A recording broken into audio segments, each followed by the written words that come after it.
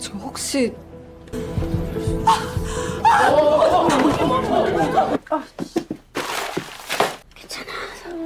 아니 이게 솔직히 좀 그렇잖아요. 됐다고 얘기하자마자 제보 전화가 왔다니까. 지금 놀이방분에 돈도 없으시잖아요. Halo guys, gimana kabarnya kalian? Aku harap baik-baik aja ya. Oh ya, aku mau ringkas film Korea yang diangkat dari kisah nyata nih, yaitu pengalaman seorang wanita yang menjadi korban penipuan di tahun 2016. Film ini berjudul The Citizen of a Kind.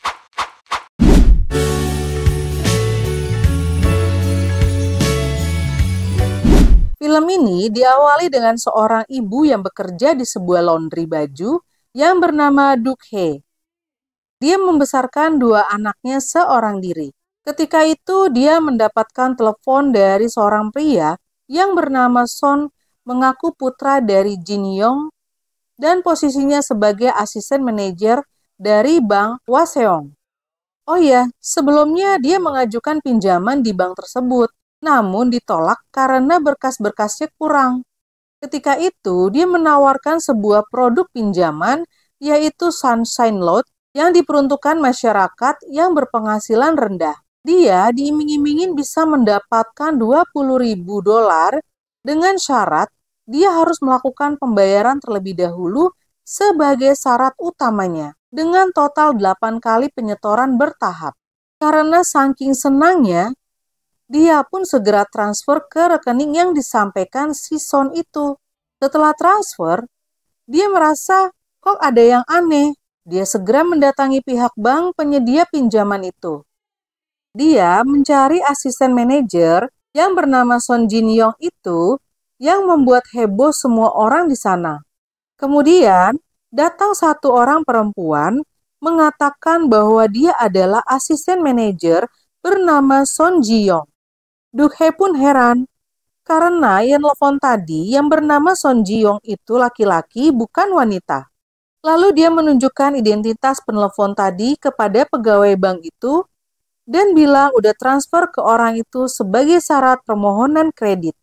Namun pegawai bank mengatakan bahwa orang tersebut tidak pernah bekerja di sini dan gak pernah memungut uang dari siapapun. Mendengar hal itu, dia pun langsung jatuh. Semua orang di sana langsung kaget. Untungnya dari pegawai bank cepat merespon dengan memberikan bantuan kantong udara yang membuat dia tersadar. Kemudian dia melaporkan kejadian itu ke kantor kepolisian. Dia bertemu dengan detektif Park dan menjelaskan bahwa itu satu-satunya tabungan yang dia miliki. Karena sebelum itu rumahnya mengalami kebakaran. Dia memohon kepada detektif Park agar uang itu bisa kembali kepadanya. Dia akan menyelidikinya, namun butuh waktu yang sangat lama untuk melakukan pelacakan dari nomor rekening. Dia pun pulang dari sana menuju rumahnya yang terbakar itu untuk mencari mainan anaknya. Setelah itu, dia menjemput anaknya di tempat penitipan seperti PAUD gitulah ya. Betapa senangnya anaknya mendapatkan mainan itu. Setelah itu, yang bertugas di tempat itu mengembalikan semua barang-barang anaknya karena dia nggak mau diprotes sama orang tua lainnya. Makin bertambahlah kesialannya dia.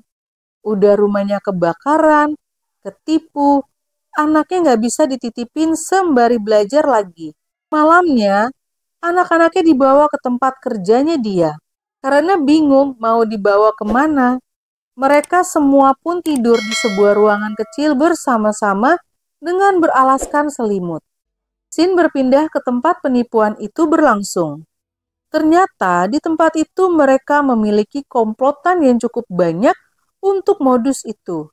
Targetnya mereka adalah orang-orang yang pernah mengajukan pinjaman di bank lalu ditolak.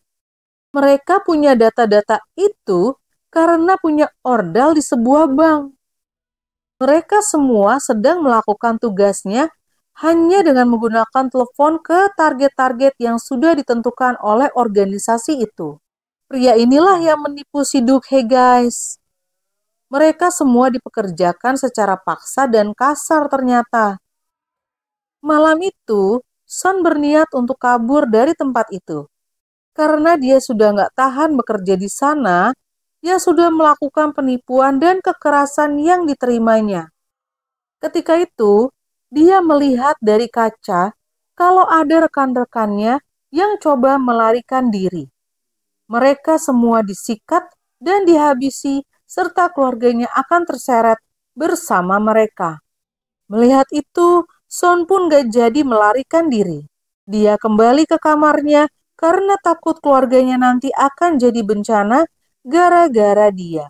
Shin berpindah ke Duk-hee yang seperti biasa melakukan tugasnya sebagai pegawai laundry dan dua sahabat baiknya bernama Sokja dan Bongrim. Kemudian, Duk-hee mendapat telepon dari detektif Park bahwa rekening dan nomor telepon itu adalah palsu. Rekeningnya pun sudah dilakukan penangguhan. Duk-hee memohon untuk tetap menangkap bos besarnya agar uangnya bisa kembali. Namun, dari pihak kepolisian Seoul pun gak bisa melakukan penangkapan itu dan berita yang ditayangkan di TV itu merupakan kejadian langka. Kasus ini pun sudah ditutup. Duk-hee yang pengen penjelasan secara langsung itu pun berangkat ke tempat detektif Park. Di tengah perjalanan, dia mendapat telepon lagi dari si Son. 야, 이 개새끼야! 네 말 듣고 사채까지 썼다고 완전 좆됐거든? Mendengar hal itu, dia pun langsung marah-marah karena uang yang ditransfer itu dipinjam dari rentenir. Son menelepon itu bukan mau melakukan aksinya, namun dia akan menjadi informan bagi Duk-hee. Dia nggak mau percaya lagi sama omongan si Son karena nggak mau kejadiannya keulang lagi. Tapi Son berusaha meyakinkan Duk-hee dengan memberikan informasi semua yang dia tahu. Duk-hee pun nggak tahu harus gimana. Dia meminta telepon 5 menit lagi dan nutup teleponnya. Dia telepon ke layanan pengaduan polisi apa aja yang harus dia lakukan. Namun, dari layanan itu bilang dia harus ke kantor kepolisian agar bisa lebih aman. Karena waktu jam kerjanya udah mau habis, dia pun akhirnya tersambung dengan Duk-hee dan melanjutkan pembicaraannya. Dia kasih kode ke Duk-hee agar bisa dilakukan pencarian di internet tentang kode itu. Setelah itu, dia langsung ke tempat detektif Park. Ternyata, di sana juga banyak yang melaporkan kasus serupa. Dia kasih tahu kode yang dicatatnya ke detektif Park yang dia coba telusuri sendiri yaitu Chunhelu, gedung lantai 3 yang berada di Qingdao, Cina. Namun, detektif Park ini menganggap sepele karena kasusnya sudah ditutup. Walaupun titik lokasi yang diberikan itu ada, namun lagi dan lagi kasusnya sudah di-close. Dia harus menangani banyak orang-orang di dalam tadi yang akan membuat pelaporan. 나도 피해자예요. 에? 큰 피해자, 작은 피해자 따로 있는 거. Dia tidak putus asa dan melakukan pencarian sendiri melalui internet, membuatkan brosur mengenai korban pengelabuan melalui suara. Dia melihat ada satu pengumuman mengenai hadiah penangkapan sebesar $100.000 jika menangkap pelaku itu. Dia pun menemui satu persatu korban penipuan itu, dan ternyata ada salah satu di antaranya merupakan pegawai bank. Dia terus berusaha menemukan tempat yang disampaikan si Son itu melalui peta yang dimilikinya. Shin berpindah ketika Bongrim yang ngeliat si Duk-hee selalu pegang-pegang HP, mengiranya itu adalah pacarnya. Namun, ada telepon kembali dari si Son. Dia menyampaikan bahwa pihak kepolisian sudah menutup kasusnya, walaupun ada 9 saksi sebagai korban. Detektif itu membutuhkan alamat pasti dan petunjuk lainnya agar bisa dibuka kembali dan diselidiki kasusnya. Tapi, tiba-tiba ada mobil polisi yang datang ke tempat kerjanya Duk-hee. Ternyata, dia menemui anak-anaknya Duk-hee. Sokja nyamperin si Duk-hee untuk segera menemui anak-anaknya. Ternyata, anak-anaknya sudah ada di dalam mobil polisi dan wanita ini mendapatkan laporan pengaduan mengenai keselamatan anak-anaknya. Anak-anak nggak diperbolehkan untuk tidur di sebuah loker tempat kerjanya. Dia pun marah karena kenapa pihak kepolisian nggak nangkap si penipu itu yang jelas-jelas sudah pidana, malah memisahkan dia dengan anak-anaknya. Anak itu akan dibawa ke pusat rehabilitas untuk sementara waktu. Dia pun memohon untuk nggak memisahkan dirinya dengan anak-anaknya. Namun dengan tandesnya bilang bahwa dia nggak mampu untuk membayar tempat penitipan anak. Sembari menangis, dia akan menjaga anak-anaknya dan akan menangkap penipu itu agar uangnya bisa kembali dan menyewa sebuah rumah. Wanita itu pun mengabaikan omongannya Dukhe dan segera pergi dari tempat itu.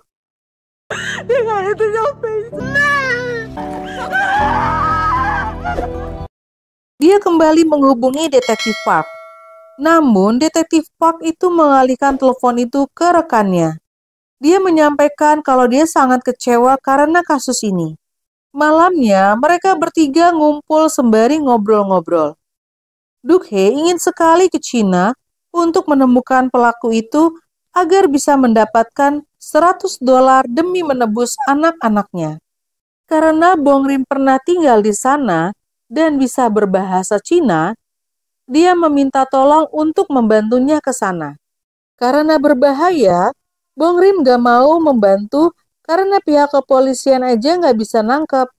Ini malah mereka bertiga yang menyelidiki. Dikeluarkanlah sebuah selebaran hadiah uang tunai itu. Tiba-tiba, Bong Rim berubah pikiran dan akan membantu Dukhe untuk pergi ke sana. Akhirnya, mereka bertiga, Dukhe, Bong Rim, dan Sokja, terbang ke Cina. Mereka bertemu dengan adiknya yang bernama Ailim yang berprofesi sebagai supir taksi. Mereka berempat pun bergegas dari sana dan mulai melakukan pencarian satu persatu alamat itu. Alamat pertama mereka pun datangi. Dia dan Bong Rim langsung menuju tempat itu yang menyamar sebagai pemasok kain. Dukhe melihat-lihat tempat itu. Ternyata itu bukan tempat yang dimaksud. Alamat berikutnya pun dia datangi. Namun, lagi dan lagi tempat itu bukan tempat yang dimaksud. Sampai di alamat yang ke-9 pun sia-sia. Karena mereka kira ini merupakan alamat terakhir, mereka pun pasrah karena alamat itu nggak ketemu. Mereka pun kaget ketika si Dukhe bilang ada 72 alamat.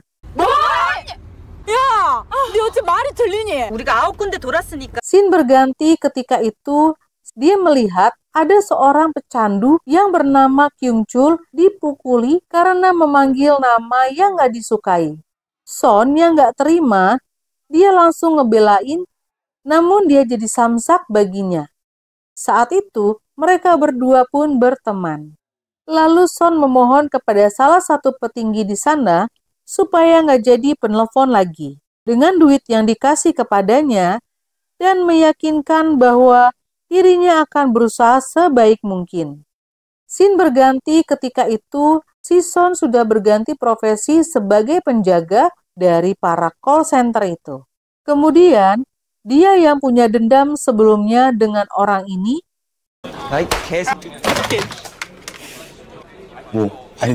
sembari itu, dia membuat video di mana rekan-rekannya melakukan operasi itu. Ketika itu, dia diminta untuk mengambil map coklat yang ada di mejanya dan disampaikan ke atasannya. Dia melihat adanya transaksi setoran yang cukup banyak dan dia langsung foto-fotoin tuh laporannya. Dia coba kirim foto-foto itu ke si Dukhe, namun sinyalnya nggak ada. Saat dia mau nelpon, ternyata teleponnya pun dibatasi. Scene beralih ketika itu petinggi-petinggi organisasi itu sedang menunggu bos besarnya yang mengadakan meeting. Chen yang sebagai manajer di sana bilang harusnya gajinya dinaikkan karena jasa mereka lah namanya jadi besar. Mereka nggak tahu kalau mereka lagi dipantau Big Boss ini dari CCTV. Son dan teman-temannya seperti biasa mencari dan membawa orang-orang yang gak tahu apa-apa untuk bekerja di sana. Setibanya mereka di sana, mereka dikurung di sebuah kamar kecil dan dipukuli. Paspor mereka pun diambil. Dia pun izin ke toilet karena katanya sedang sakit perut. Dia masuk ke sebuah ruangan operator yang dimana komputer itu memiliki sinyal. Dia berusaha mengirim foto-foto tentang para pelaku itu ke si detektif Park melalui fax. Saat mengirim, ternyata ada temannya yang datang dan cari tahu apa yang dilakukannya. Son menyuruhnya pergi dari sini dan jangan bilang-bilang ke siapapun. Dia meminta untuk menemui si big guy dan mengulur waktu sembari file itu terkirim. Scene berpindah ketika itu Park yang baru datang mendapatkan informasi berupa fax dari seseorang yang mengirim foto tentang tempat pelaku itu. Atasannya akhirnya tahu tentang si Dukhe yang tertipu sebesar $32.000 melalui telepon itu. Identitas yang mengirim fax itu bernama Jamin dengan tujuan modus ini terbongkar. Ketika itu, temannya ini berusaha mengulur-ngulur waktu ke penjaga di sana agar nggak ke ruangannya si Son. Dia rela menjadi samsak demi misinya Son berhasil.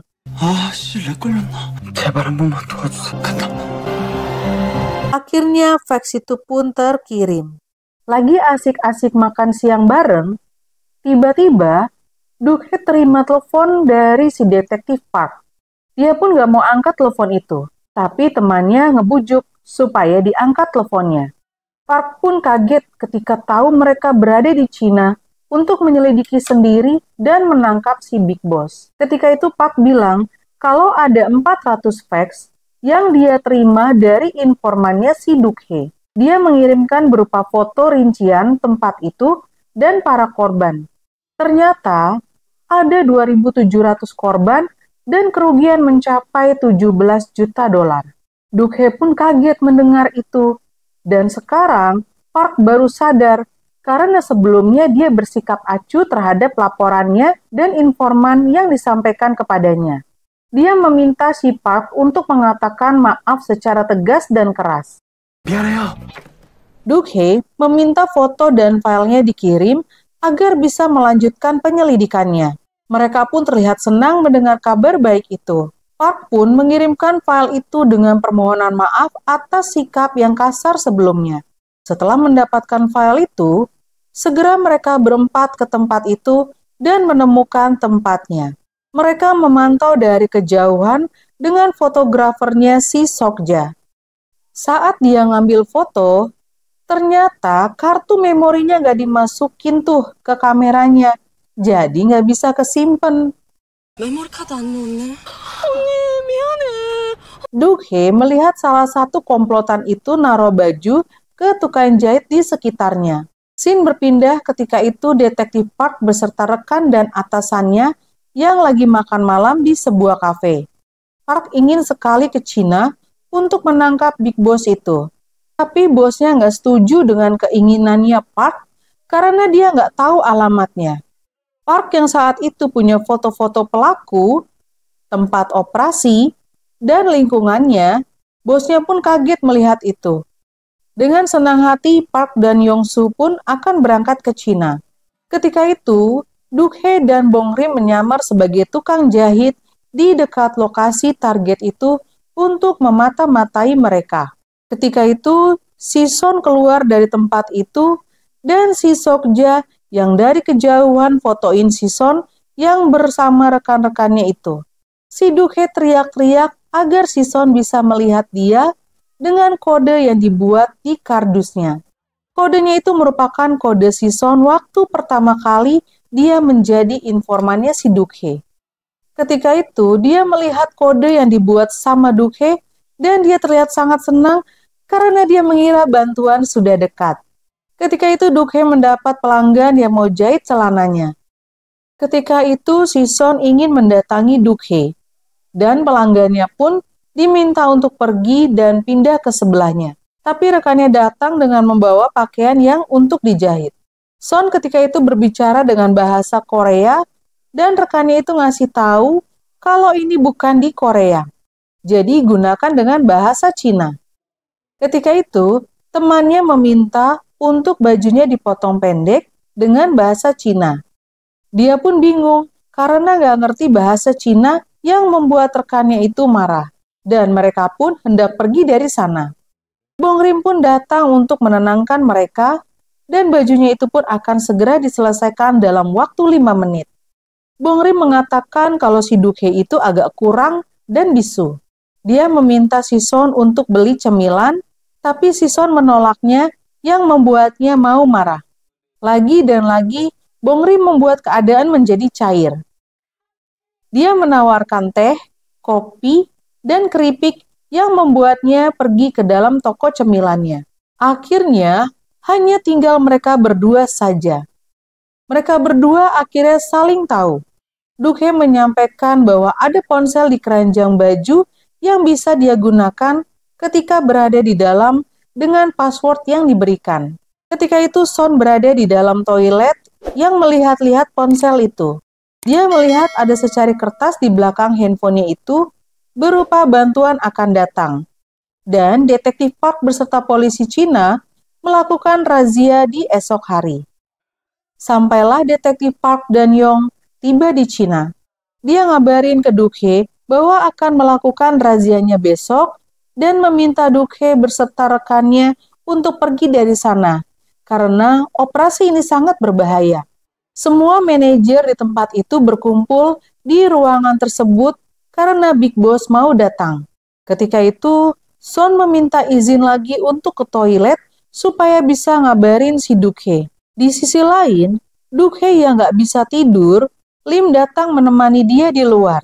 Duk Hye meminta maaf karena sudah melibatkan mereka semua dalam hal berbahaya ini. Sokja mendapat pesan dari si Son dan ngasih tahu ke Duk Hye dan Lim yang berada di luar bahwa Big Boss akan segera datang. Mereka segera masuk ke dalam mobil supaya nggak ketahuan. Duk Hye dan rekannya melihat ada beberapa mobil datang yang menuju ke lokasi itu. Dan Big Boss-nya keluar dari mobil mewah itu. 뭐야, 씨발, 구덩이 판 거?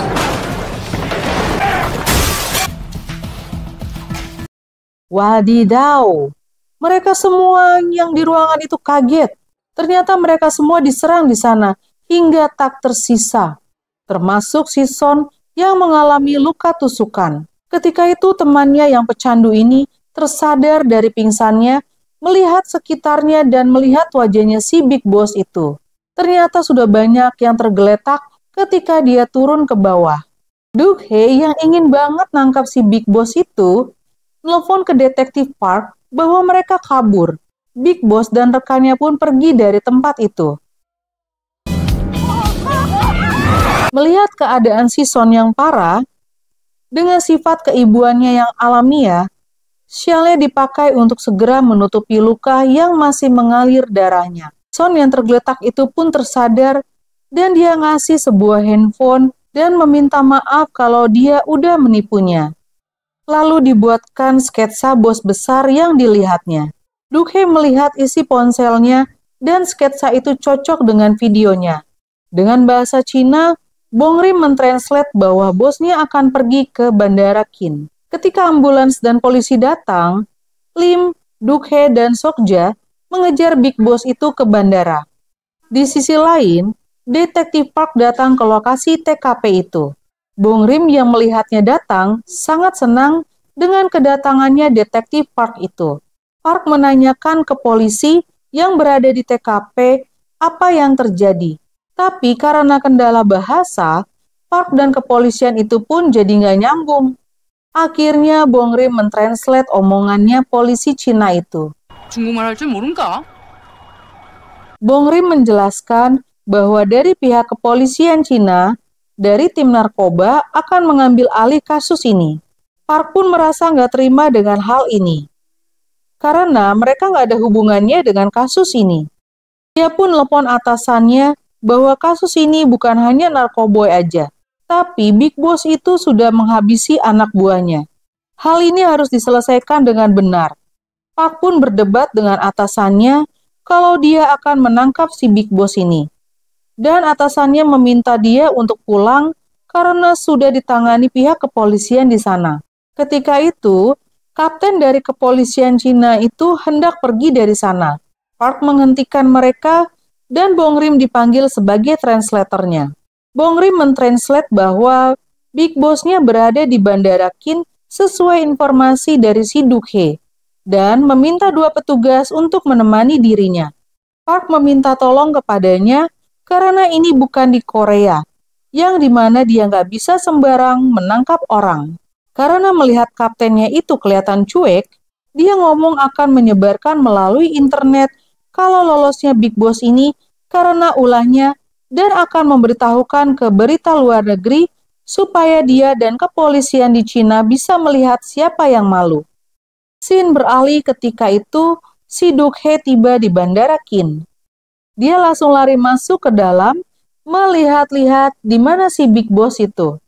Dia melihat seseorang yang menggunakan topi kupluk menuju lantai 2. Lalu dia ngikutin pria itu. Dan ternyata bukan Big Boss yang dikiranya. Dia melihat seorang pria yang menggerakkan jam tangannya mirip dengan video yang dilihatnya. Dia mengikutinya sampai di sebuah kafe. Ketika sedang melakukan pengintaian, dia dan Sokja ketahuan sama Big Boss. 우리 진짜 아무것도 안 피해자다 왜? 얼마 뜯겼어? 3,200. 나로 1억 넘을 거야. Dia pun langsung terdiam dan Sokja yang ketakutan meminta untuk lupakan karena dia bukan siapa-siapa.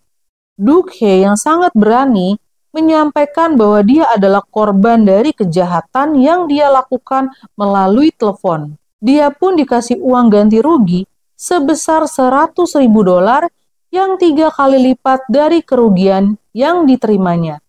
Dia meminta untuk jangan pernah ikut campur lagi atau bahaya akan datang kepadanya. Sokja yang ketakutan meminta Duk He untuk pergi dari sini dan jangan pernah mencampuri urusan ini. Duk He meminta si Sokja untuk tetap di sini. Sokja yang melihat keseriusan si Duk He khawatir akan ada hal buruk yang menimpa dirinya. Ketika Lim datang, Sokja sembari nangis ngasih tahu soal Duk He yang ngejar si Big Boss. 보이스피싱 정체! 자수해. 경찰서 끌고 가버리기 전에. Ketika itu, Duk He berteriak ke si Big Boss kalau dia itu penipu dan hal itu membuat beberapa orang di bandara melihat dan mendengarnya. Dengan gagah berani, dia melemparkan uang yang diterimanya itu ke Big Boss dan meminta untuk menyerahkan diri atau dia yang akan menyeretnya ke kantor polisi. Dia pun dibawa ke dalam toilet sama si Big Boss dan anak buahnya. Di toilet itu, Duk He langsung dihabisi sama si Big Boss. Duk He yang merupakan seorang wanita masih terus berusaha untuk tetap kuat. Ketika itu, Big Boss meninggalkan dirinya. Saat dia mau cek tiketnya, ternyata tiketnya nggak ada. Dengan raut wajah yang terluka, dia pun tetap tersenyum. Ternyata, dia berhasil ngambil tiketnya si Big Boss. Kemudian, salah seorang pengunjung melihat keadaannya si Duk He yang terluka parah. Dia pun langsung telepon polisi. Tiba-tiba, datanglah si Big Boss. Semakin menjadi-jadilah si Big Boss ini. Setelah identitas di paspornya itu dimakan sama Duk He. Duk He semakin gak berdaya dibuatnya. Lukanya pun semakin parah. Akhirnya, Dewi Fortuna pun berpihak kepadanya. Park dan kepolisian Cina masuk ke toilet itu menyelamatkan dirinya. Big Boss dan anak buahnya pun terkejut dan diam seketika. Park yang gak terima melihat Duk He dibuat seperti itu, langsung menghajar si Big Boss dan menangkapnya.